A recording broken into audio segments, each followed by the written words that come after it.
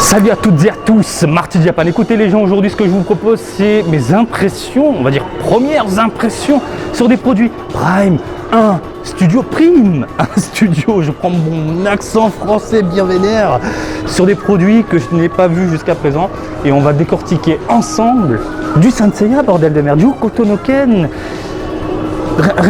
Oh putain, j'ai entreaperçu, hein, vous l'avez vu dans mon autre vidéo, tour, visite, machin. Là, on va bien s'y pencher, je vais vous donner mon avis. Écoutez, on passe la seconde, on est chaud. Allez, c'est parti. Bon, messieurs, dames, on va commencer en douceur avec du Devil May Cry. Je crois qu'on n'avait pas vu ce Nero-là, si je ne dis pas de bêtises. En tout cas, le Dante, on ne l'a pas décortiqué ensemble, donc je suis obligé de vous en parler. Quoi qu'il en soit, hein, je reviendrai vite fait sur ces deux produits-là qu'on a déjà vus. Hein, Virgile, qui est juste incroyable, on va le faire tout de suite avec un rendu pétant. Pour une fois, j'ai la grosse caméra, autant en profiter. Comme ça, vous avez un nouvel aperçu ultra plaisant de cette statuette là. Regardez-moi ça, les effets, la texture incroyable et surtout le support. Mais on va parler de Nero, messieurs dames. Alors Nero qui est vendu dans les 120 millièmes taxes comprises, hein, juste regardez-moi ça, c'est incroyable, le support est incroyable, la gueule du monstre déchiquetée avec des yeux putain un peu partout, avec un coup de lame sur le crâne, le sang qui coule, cet aspect un peu luisant du sang en train de couler, on sent que ça commence à coaguler, mais les mecs arrivent à te faire des rendus complètement dingues dans l'univers du jeu vidéo, du divertissement, et ça je suis totalement sous le charme. Bravo Prime, ce sont des tueurs, et surtout on a une texture, regardez au niveau des vêtements, mais on dirait un jean, on dirait un putain de jean. C'est bravo. Et regardez-moi ce putain, mais je veux être riche. Dende, si tu m'entends, envoie-moi les Dragon Ball. Je fais un souhait. Déjà, le souhait c'est compte en banque illimité pour toute la communauté là, Marty Japan. On est 20 000, plus de 20 000. Toutes les personnes compte en banque illimité. Je crois qu'on fait péter le monde, les amis. Ça tue. Bref, la statue était juste incroyable. Le visage est juste magnifique et surtout le côté chromé, métallique du bras. Messieurs, dames, j'ai envie de péter un plomb. Vous avez ici l'autre partie de Dante. Je pense qu'il faut faire un duo comme ça. Ce petit duo comme ça, hein, tu peux rajouter le frérot à côté. Mais ces deux-là vont hyper bien ensemble. Surtout par rapport au support, tout simplement. Ce côté un peu chaotique où les monstres ont tout simplement succombé, rampent sur le sol ou limite sont déjà partis dans les cieux, plutôt en enfer, puisque sacrée bestiole indémoniaque. Donc regardez à l'intérieur, le crâne ouvert, on voit la cervelle, on voit le sang, on voit les hémoglobiles, on voit le côté un peu rocailleux au niveau du support sur les côtés, le centre, putain, tout est défoncé, l'aile s'est pris une balle, mais le petit souci du détail comme ça, la petite aile qui est explosée. Le pantalon, tout comme la Nero, on a quelque chose de travaillé, mais là, on a quelque chose une texture un peu plus brillante, donnant un aspect vraiment cuir, vraiment à ce pantalon. Les bottes, enfin les bottines quoi. Limite, ils les vendent pas ça en vrai, parce que je trouve que ça a de la gueule. La veste qui part dans tous les sens, on est dans une pose légèrement dynamique. Hein, le manteau qui part comme ça est juste incroyable. Et le regard de Dante, vieillot, hein, il a vieilli tout comme nous, juste magnifique. Oh là là là là. Regardez la petite barbichette, est-ce que je peux faire un zoom sur la barbichette? Allez, focalise-toi, regardez-moi ça. Juste incroyable. Les textures, le rendu global, incroyable. Et la lame, les amis, ça ne rigole absolument pas. Messieurs, dames, Dante, Nero, ça finit à la maison. La Nero, elle est à combien? Elle est un peu plus chère, elle est à 138 000, 139 000 yens. Mais non, c'est pareil, niveau rendu, niveau... je sais, pourquoi il est plus cher? Parce que c'est Dante? Je sais pas. Bah écoutez, si vous voulez le set, je crois qu'on fait péter les 250 000 environ. Et encore une fois, je trouve qu'en termes de rapport qualité-prix, on est dans quelque chose de correct. Il est vrai qu'on dépasse des prix astronomiques pour des salaires, hein, on est dans du salaire, mais franchement, si tu as les moyens et que tu peux te faire plaisir, au lieu d'acheter ce que j'appelle des petites figurines, autant craquer sur de gros joujoux. Et encore une fois, c'est surtout l'espace qu'il faut. My Hero Academia, messieurs, dames. My Hero Academia. Marty, tu peux me donner ton avis sur ça? À la base, je n'ai rien dit. On avait vu des images promotionnelles, on avait vu les protos directement diffusés sur Twitter. Là, forcément, je l'ai sous les yeux. Je vous donne mon avis. Donc, pas de date, pas de prix. C'est pas grave. On va parler de la bête. Alors, rendu qui est juste magnifique. On est putain, on est un cap au-dessus, quoi. On est au-dessus de tout. En termes de texture, en termes de couleur, en termes d'harmonie globale, on est dans un moule. J'ai l'impression, alors je vais faire simple, je pense que vous pouvez le voir, j'ai l'impression que nous sommes dans un animé et qu'ils ont pris directement les personnages de l'animé, qui l'ont extirpé de l'écran pour en faire une statuette géante. On a du mat, on a du brillant, on a du translucide, on a des textures métalliques. Oh merde! T'es fan de My Hero Academia? Les mecs Prime 1 Studio hein, ont chopé la licence. Les gars, on va pas faire de la merde. On va vous faire un truc qui va t'arracher la gueule, la rétine, et tu vas pleurer de joie. Les mouchoirs, les amis, n'oubliez pas ces putains de mouchoirs. Bon bref, My Hero Academia, on a du coup le logo de la licence exposé en premier plan dans un support un peu avec des contours un peu piquants, limite donnant un aspect triangulaire, losange même, j'ai envie de vous dire. Et c'est pas si dégueulasse que ça, le support, contrairement à la Dragon Ball où je trouve que ça fait un peu trop bling bling, un peu trop too much, hein, si vous voyez ce que je veux dire par rapport à Dragon Ball. Là, on est vraiment dans quelque chose de plutôt sommaire, je trouve. Et puis après, on part sur une autre base, à savoir des rochers, texture ultra plaisante, qui explosent sous la semelle de nos héros, avec cet aspect ultra dynamique. Par exemple, regardez ici, il est en train de décoller, boum, sur le sol, vous avez tout un effet bleu, transparent, translucide. Alors, ça rend vraiment bien, on n'a pas ce côté dégueulasse qu'on peut voir avec certains produits, donnant un aspect un peu plastique, goudronneux. Là non, c'est super bien fait, je suis totalement sur le charme. Même chose ici, regardez, on est dans quelque chose, un support qui éclate, boum. Et puis là, tu as ton petit héros, l'explosion en fond. Alors l'explosion, je suis un peu moins fan. Il y a un petit côté brillant, j'aurais voulu quelque chose de beaucoup plus mat, un peu comme si tu prenais une éponge et tu grattais directement la texture pour donner justement cet effet un peu de fumée. Mais avec les couleurs, ça joue un peu sur les mirettes, ça joue un peu sur l'essence, et c'est pas si dégueulasse que ça. Voilà. J'aurais pensé à quelque chose de beaucoup plus travaillé concernant cette fumée-là, mais bon, c'est un poil dommage. Le personnage central, bien évidemment, le héros est mis en avant, et là on est dans du sublime. Qu'est-ce que je te dis d'autre? Je ne peux pas te décortiquer une figurine, il faut que j'arrête avec ce terme figurine. Ce n'est pas de la figurine, c'est une statuette, c'est de la résine. C'est juste à admirer ce regard. Je vais faire un petit zoom. Et ce que je vous disais, c'est le côté animé qui en ressort. Vraiment, il y a un petit côté 2D, hein, 2 dimensions limite. Je pense que vous pouvez le constater de vous-même. Les petites éclairs comme ça tout autour,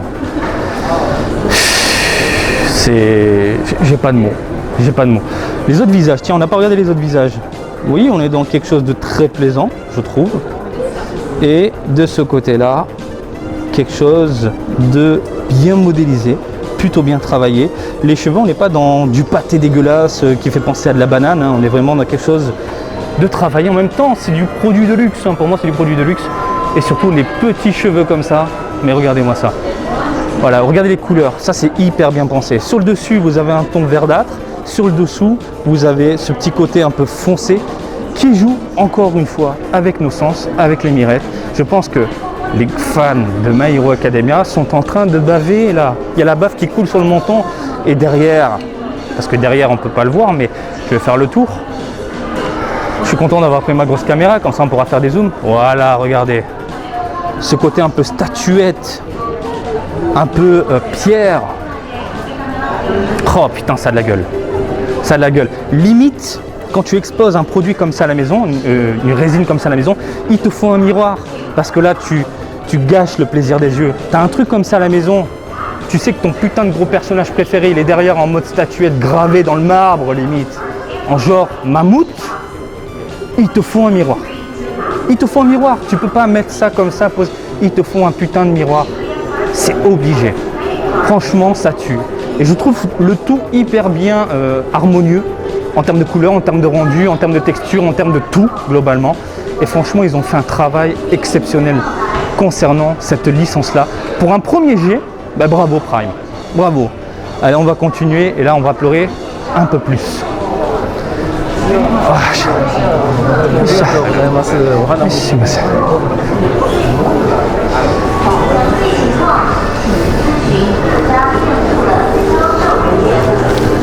Messieurs, dames, on a de l'Eva. Eva, Évangélion. Juste regardez la bête. Regardez-moi ça. Regardez-moi ça. Putain de merde. Cette texture chromée posée directement sur le moule, en fait, la modélisation du personnage. Enfin, on a l'impression de voir un petit côté métallique, un petit côté méca qui en ressort. Et croyez-moi, bah là, mes mirettes me disent, mais c'est du métal, c'est pas du métal, qu'est-ce que c'est? Non, c'est juste une peinture adéquate qui te retourne le cerveau. Et ce qui est génial, ils n'ont pas besoin de faire de dégradés.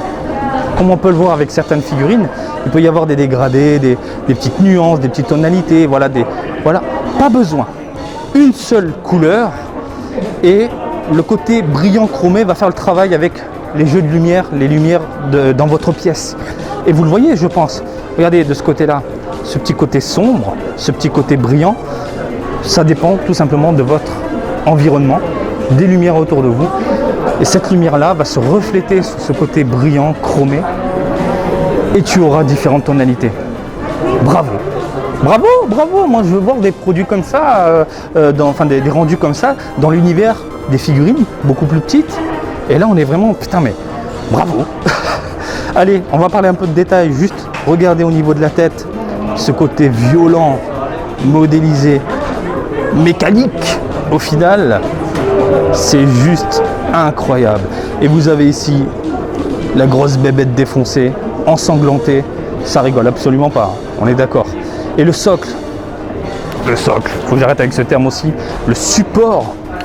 Mais ils sont partis dans un délire.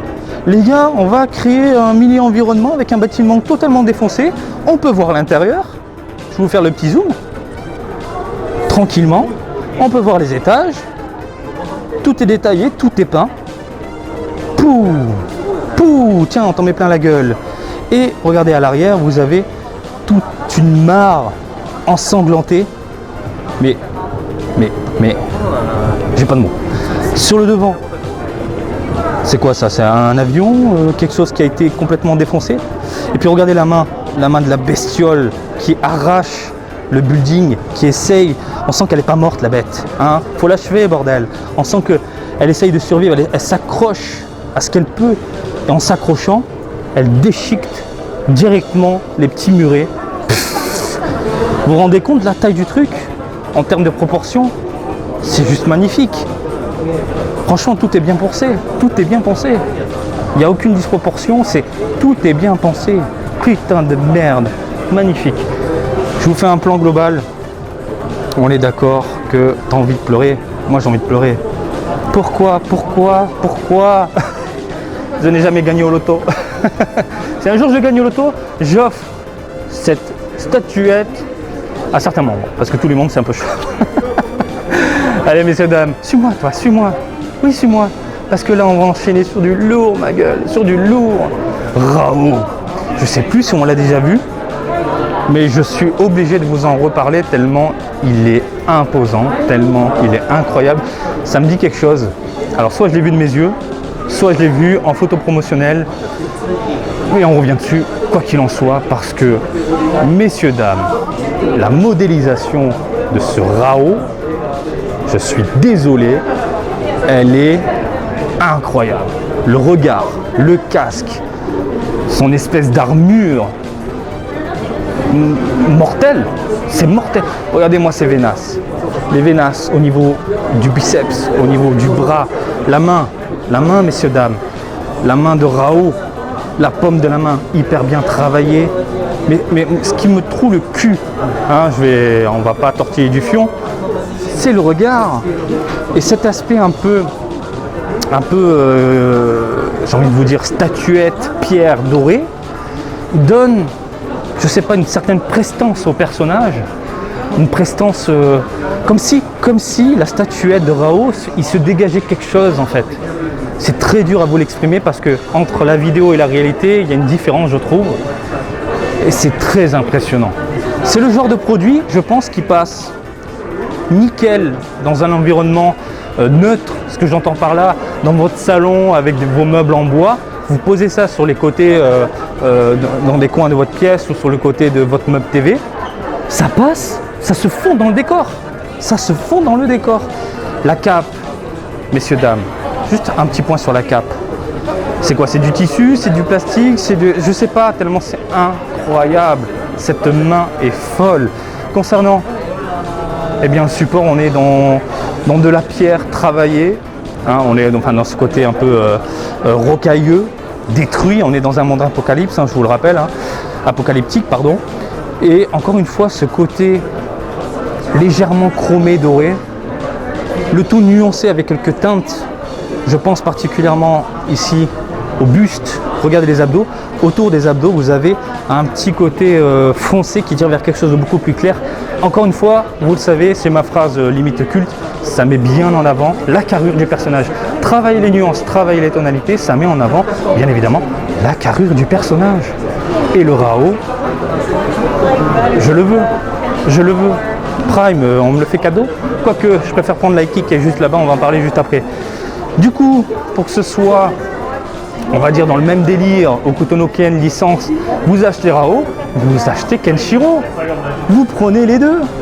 C'est une évidence. Rao, il n'y a pas de prix, il n'y a pas de date de sortie. Le Kenshiro, on est dans du 108 000 yens. Putain, c'est pas très cher.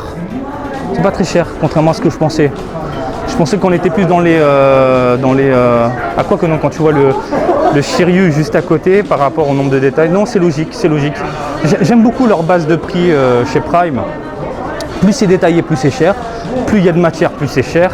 Et moins il y a de matière, bah, le prix, voilà, en fonction. Sauf Dragon Ball. Dragon Ball, ils abusent, on est d'accord. Mais là, on est sur du Kenshiro complètement dingue. Regardez-moi la bête. N'est-il pas incroyable? Ce regard superbe. Alors ce regard un peu mort, les yeux blancs retournés. Enfin, encore une fois, ce côté statuette. Hein, ça, je suis très très fan. Le côté chromé, doré, légèrement travaillé. Alors le corps, la modélisation, on est dans du Hokuto Ken, hein, il n'y a pas à tortiller du cul. Et le doigt posé comme ça, messieurs, dames, on est d'accord, ça envoie du très très lourd. Je vais vous montrer la tête, je vais vous montrer le travail au niveau des cheveux. C'est incroyable. C'est incroyable. Les épaulettes, incroyable. Les épaulettes, on a des petits damage hein, sur le dessus. Hop là, regardez-moi ça. N'est-ce pas incroyable? On est d'accord. Souci du détail. Les 7 cicatrices, magnifiques. Les vêtements avec les pliures, donnant cet aspect un peu cuirasse. On a de la cuisse. Non mais parce que je regarde les cuisses, il y a quand même des cuisses de mammouth. Hein, on ressent quand même le cuir hein, de sa veste. Parce qu'il y a un petit côté nervuré, comme s'il y avait une petite texture en plus de la peau. La peau, on voit les pores de la peau, c'est juste incroyable. Putain, la vénasse. Non mais le travail réalisé avec une teinte simple, globalement, on est dans du doré chromé. Ils arrivent à te faire ressentir la matière, la peau, les vêtements, etc. Juste, je vous mets, je vais faire un gros plan comme ça là. Voilà, regardez-moi ça. Les trois côte à côte. Le Kenshiro, on en a déjà parlé, celui du milieu, je ne vais pas revenir dessus, mais vraiment je voulais me pencher sur le côté chromé doré de ces deux statuettes là parce que ça vaut le détour. Et vite fait, petite signature de l'auteur, accompagnée derrière. Putain mais c'est fou, hein. C'est fou parce que même là, Qu'est-ce qui t'arrive, Marty? Les deux personnages que vous avez en fond, on est dans une même teinte. Ça, ok, hein, le côté doré chromé. Mais au niveau de la texture, on a quelque chose de beaucoup plus mat. Donc tu sens que tout ce qui est support et personnage à l'arrière, on est dans quelque chose de mat avec une teinte légèrement différente par rapport à Kenshiro qui lui est dans quelque chose de beaucoup plus brillant. C'est pensé de ouf, hein, je pense. Hein. C'est pensé de ouf, je pense. À savoir que le côté brillant, légèrement brillant de Kenshiro, eh bien ça met en avant le personnage. Ça met en avant, putain de merde, notre héros. Ça se fond avec le perso et on obtient une harmonie au niveau du rendu. Mais le Rao reste quand même mon préféré. Hein. Si là on me disait Marty, tu prends lequel? Je prends Rao. Je prends Rao. Ce côté colossal avec la main, je prends Rao. Maintenant les amis, on va enchaîner sur une licence qui me tient à cœur. Une licence que j'ai arrêtée, qui va avoir du mal à débouler sur ma chemin. J'ai arrêté les mid-classes. Messieurs, dames, comment vous dire? Bon, 149 000 yens. Comment vous dire? Je pense que c'est la plus belle représentation de Shiryu que j'ai vue de toute ma vie. Je ne sais pas quoi dire d'autre. En termes de proportion, en termes de texture, en termes de rendu, en termes de tout ce que tu veux, tout ce que tu veux. Je suis désolé, mais je m'approche. Alors regarde, je te fais un petit zoom. Magnifique. Magnifique. Et regarde les cheveux. Regarde les cheveux. Son attaque ultime de la mort qui tue avec le dragon en fond. Je vous fais un plan un peu plus agréable pour vous donner une idée un peu de la taille et surtout du rendu global de ce personnage-là qui est juste incroyable, qui était par ailleurs mon personnage préféré à une période, mais mon cœur a ensuite basculé en grandissant, parce que tu comprends un peu plus Senseiya, pour Ikki. Ikki, il est au-dessus de tout. Bref, on va parler du coup de la modélisation. Donc nous avons un personnage hyper bien proportionné, plutôt bien musclé, très bien travaillé. En termes de rendu, on est proche de ce qu'on peut voir dans l'univers Senseiya. Par contre, ils ont apporté un petit côté réaliste au niveau des vêtements. Regardez ce côté, on sent le textile, on sent le côté moulant de l'armure. Au niveau des abdos, par exemple, au niveau des cuisses également. Ces petites pliures à droite à gauche, hein, c'est très très plaisant à l'œil. Et là, pour te faire une certaine, je veux dire, différence entre l'habit et l'armure, c'est au niveau du rendu. Les habits, on a quelque chose de mat, et au niveau de l'armure, on a du chromé métallisé. Et ce côté chromé métallisé, vous pouvez le voir, je pense, sur le dessus. Ici, par exemple, hop là, quand une lumière se reflète dessus, c'est pas agressif à l'œil. Il y a certains produits, quand une lumière se reflète sur un côté métallique, hein, une texture un peu métallique, peinture travaillée, il y a ce côté un peu brillant qui t'agresse un peu la rétine. Là, on est dans quelque chose de très léger. Et surtout, on a des petites nuances au niveau des couleurs. On part sur quelque chose de léger au niveau du sang, puis à l'extérieur, quelque chose de... comme s'il y avait un petit dégradé, de travailler. Magnifique, magnifique. Au niveau des cheveux, souci du détail, nous avons un aspect noir à l'intérieur, puis après sur les pointes, regardez, ce petit côté lumineux de l'attaque. En fait, on ressent l'attaque, on ressent le dragon qui est en train de sortir du sol. C'est magnifique, c'est juste magnifique. Le personnage Shiryu en lui-même, couleur, rendu, texture, c'est magnifique. J'ai pas de mots. On va parler maintenant du support, mais le support il rigole pas. Hein. Ils sont partis sur quelque chose de très agréable à l'œil. Vous avez des petits signes très, très sanctuaires dans l'ensemble, je trouve, hein, ce côté un peu temple, hein, au niveau du support inférieur, ici.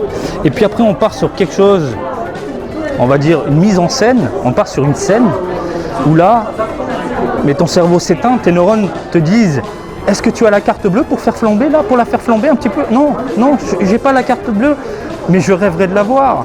Je rêverais de la voir. Vous avez ici donc un rocher qui explose sous l'attaque de Shiryu, ce dragon qui sort littéralement du sol avec ce côté, comment dire, laqué au niveau de la texture du dragon, ce petit côté laqué avec des nuances de couleurs et ce côté brillant. En fait, tu as l'impression de voir des écailles de poissons, mais posées sur un dragon qui déchire. Et je vous laisse admirer la gueule. Je suis désolé, mais je suis désolé. Là, je suis vraiment désolé, mais quand tu vois Dragon Ball, quand tu vois la Goku en Super Saiyan 3 avec énormément d'effets qui te fatiguent au niveau de la gueule, au niveau des rétines, et qui fait 170 000 yens. Là, tu as un truc à 149 000. Là, les effets sont en harmonie, en adéquation avec la pose, ce côté dynamique. Mais ils ont tout compris, Prime. Hein, s'il vous plaît, Bandai, laissez tranquille un peu Prime. Hein, laissez les auteurs, les sculpteurs faire ce qu'ils veulent. Et n'imposez pas ce côté dynamique, éclair, machin, comme on peut voir dans l'univers Dragon Ball. Et je pense que vous avez vu, du côté de Vegeta, ils se sont quand même améliorés puisque les effets, je crois qu'on n'est pas obligé de les mettre. Bref, on retourne sur la tête de ce dragon. Vous voyez, ses moustaches sont légèrement translucides, surtout au niveau des pointes. Très dur de vous montrer ça, est-ce que je peux zoomer? Voilà, je pense que vous pouvez le voir un petit peu. Donc c'est translucide, et surtout regardez les poils autour de la mâchoire, les poils autour des yeux et surtout les dents, les magnifiques.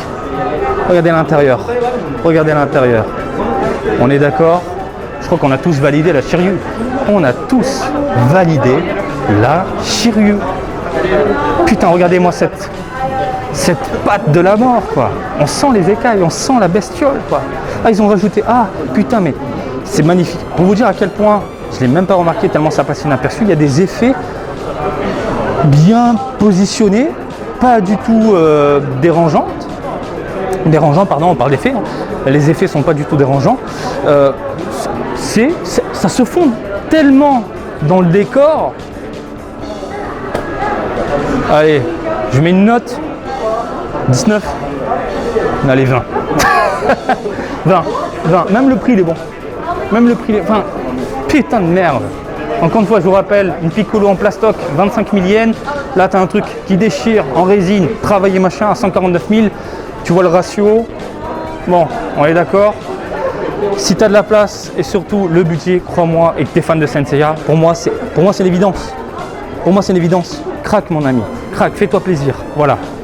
De ce côté-là, ah putain, je sais que je vous l'ai montré dans l'autre vidéo, mais ça, je suis obligé de vous le remontrer quand même, le petit dessin de Kurumada qui est posé là, qui est, par ailleurs ici, regardez, le petit Kurumada qui a posé sa patte directement sur le Iki. Iki, mon personnage préféré. Là, ils sont partis dans un délire. L'homme qui sort des enfers. Tel un héros. C'est terrible.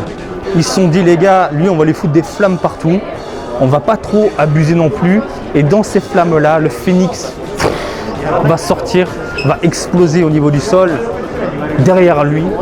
Et il y a ce côté badass du personnage. Je vous le filme de la tête aux pieds. Regardez-moi ça, avec Shiryu côte à côte. Incroyable. Alors, vite fait, pour vous donner une idée, je vais poser ma main à côté. Alors, est-ce que je peux vous montrer un petit peu? Je vous le mets sur le même plan. Voilà. On est d'accord, c'est très très imposant. Pareil pour la Shiryu. Regardez ici. On est d'accord, ça a de la gueule. Ouh, je reviens, coucou. Donc, modélisation impeccable. Tout comme la Shiryu, ils sont partis dans un délire mélangeant animation et réalité. On a, en termes de modélisation, le Iki qu'on connaît. Je pense qu'on est plus dans l'animé que le manga. Le manga, on a souvent des personnages quelque peu disproportionnés avec des regards un peu bizarres de temps à autre, hein. C'est la patte de Kurumada en même temps. Dans l'animé, on est plus dans du Shingo Araki, hein. Quelque chose de beaucoup plus rond, beaucoup plus agréable à l'œil, je trouve, hein, globalement. Et du coup, il se base sur ça pour concevoir des beautés pareilles. Et le Iki, son regard en mode, les gars, je vais tellement vous péter la gueule. Juste ce regard expressif suffit. Pas besoin de faire un regard énervé avec une bouche avec les dents serrées. Non, non, tac. Le regard en mode beau gosse, j'avance et derrière le phénix explose. Oh putain de merde. Non mais j'ai pas de mots. J'ai pas de mots. Donc, pour revenir sur la modélisation, nous avons ce côté réel, à savoir au niveau des vêtements, tout comme Shiryu, ce côté textile, hein, comme vous pouvez le voir au niveau des cuissasses, au niveau des abdos. Et puis, on a ce côté métallique, au niveau de l'armure, métallique travaillé. Là, on a des nuances autour, tout autour. Ici, j'allais dire du métal, mais non, de la pièce, hein, de l'armure. Et puis, on part sur quelque chose de gris, chromé, au centre, très léger. Il est très impressionnant. Et la petite signature, la petite griffe, ça n'apporte que de la valeur du coup à cette beauté-là. Tout comme Shiryu, on est sur un support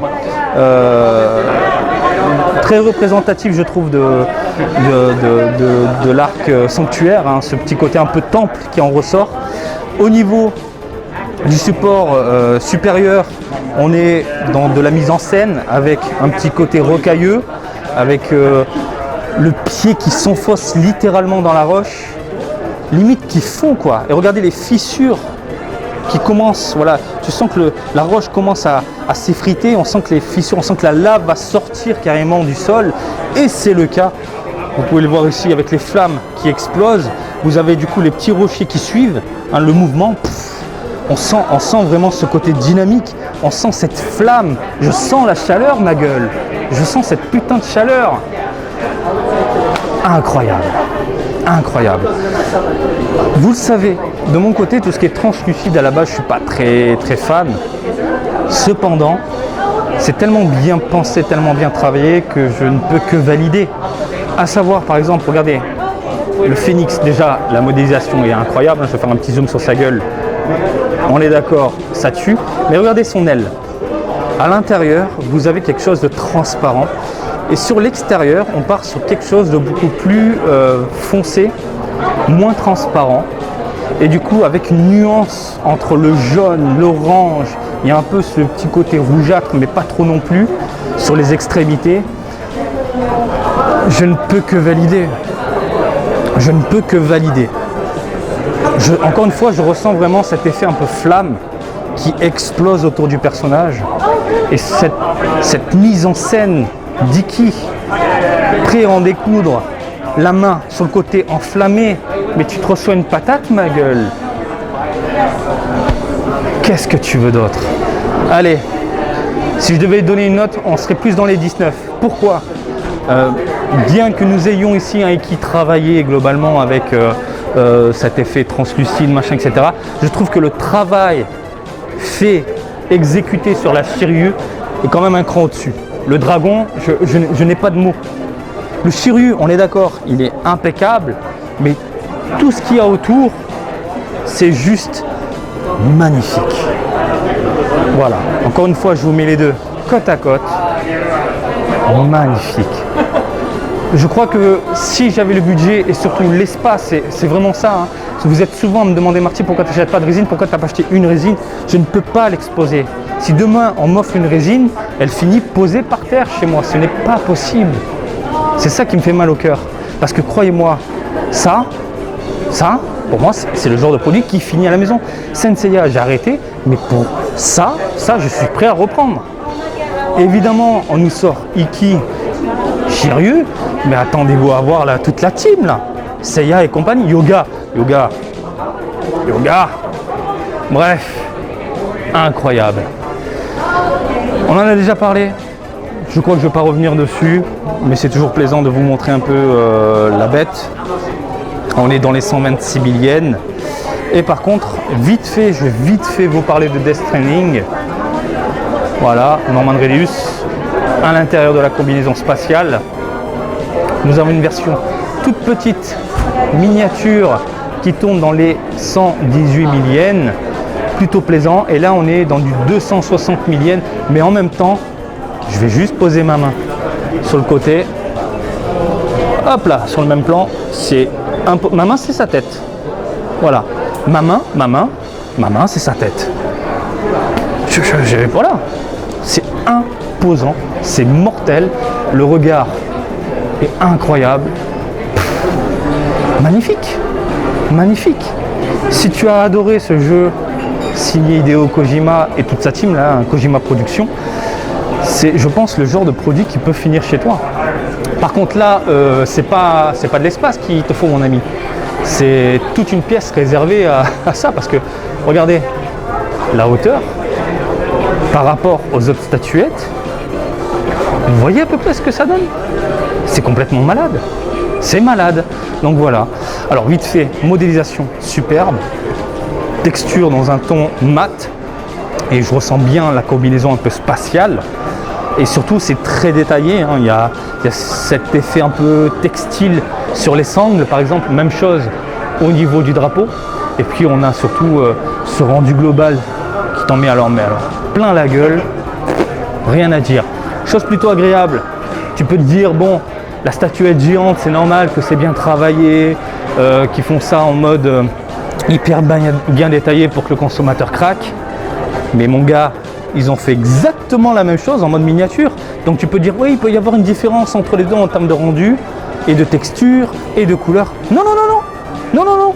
Hein, si tu n'as pas le budget pour avoir ce truc qui défonce, on te fait la version miniature, copier-coller, avec cet aspect mat, avec les sangles en textile, le petit drapeau qui va bien, l'effet transparent au niveau du casque, les pièces chromées, regardez, ces pièces-là sont chromées, travaillées, tout est impeccable.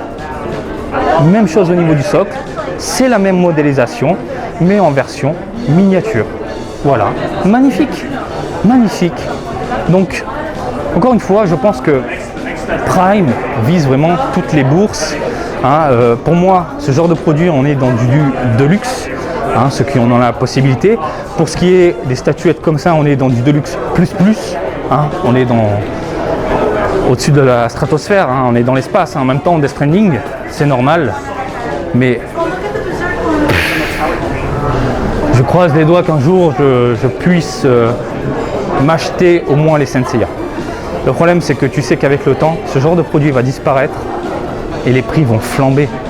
Les prix vont flamber. Senseiya, putain, mais je rêve d'une pièce où tu mets tous nos compères comme ça, tous nos héros, tous nos guerriers, côte à côte, dans une pièce aérée avec des petites lumières comme ça, au final. Pas besoin de plus, pas besoin de décor, pas besoin de poster, juste ça. Comme un musée, ça suffit. Voilà les amis, on a fait le tour. Je vais chialer, je vais rentrer chez moi. Je vais essuyer mes larmes tellement j'en peux plus, quoi. J'en peux plus. Bon voilà messieurs, dames, je vous ai montré les statuettes. J'avais pas eu l'occasion de les décortiquer, de les voir de mes yeux. Cette fois-ci, c'est chose faite. J'espère que ce petit tour en ma compagnie vous a plu. Moi, je suis totalement retourné, principalement pour ce qui est de Senseiya. Là, si on me dit, Marty, prends une statuette ici, maintenant, tout de suite, je pense sincèrement, je suis d'accord que le Joker est quand même très plaisant à l'œil et ce côté réaliste est incroyable. Je suis d'accord que les Devil May Cry t'en mettent plein la gueule, mais Shiryu, j'adore Iki, mais Shiryu, je le prends là tout de suite. Quoique, soyons malins, je prends la Death Stranding, je la vends moins cher que son prix de base et après je m'achète Shiryu et Iki. Voilà, soyons malins. Non, sincèrement, là on me dit, Marty, prends une statuette Shiryu. Voilà, regarde, je caresse le dragon, tout doucement. Petit dragon, Bref les amis, encore une fois, j'espère que ce petit tour en ma compagnie vous a plu. Comme d'habitude, je vous invite à me suivre sur Twitter et Facebook, Marty Japan. Et je vous dis à très bientôt. Allez, salut, bisous, ciao, ciao!